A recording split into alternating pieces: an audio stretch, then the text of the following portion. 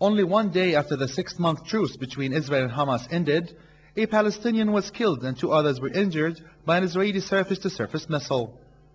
The Israeli army claimed it was responding to a rocket fired from the tiny coastal enclave.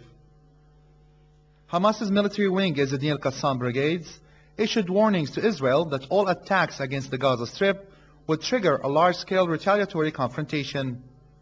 Hamas says Israel is the one to blame for the failure of the Egyptian brokered truce. Spoiling the Egyptian efforts and the destruction of the calm is just only the responsibility of the Israeli occupation. The settlements and the settlers and the Israeli soldiers must pay the prices of this shape of escalation from their government against the Palestinians. 20 months of Israeli siege has severely depleted Gaza of basic supplies, and even hospitals are not in good condition to accommodate high casualty figures in case a major Israeli operation takes place.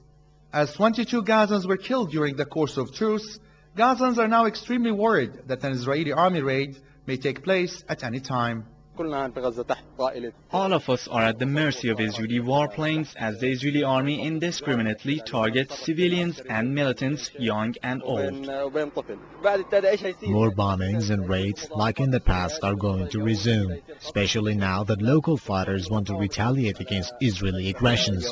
In the past 6 months, Gaza militants fired rockets to the Israeli settlements in response to Israeli raids and incursions and continued siege.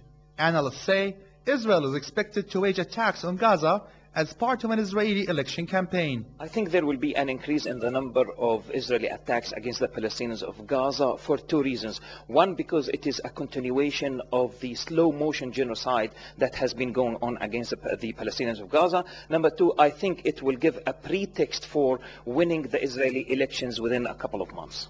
The people of the seaside territory are bracing themselves for more Israeli aggression as the world watches in apathy.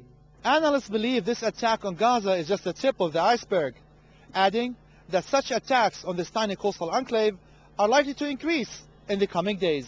Ashraf Shannon, PressTv Gaza.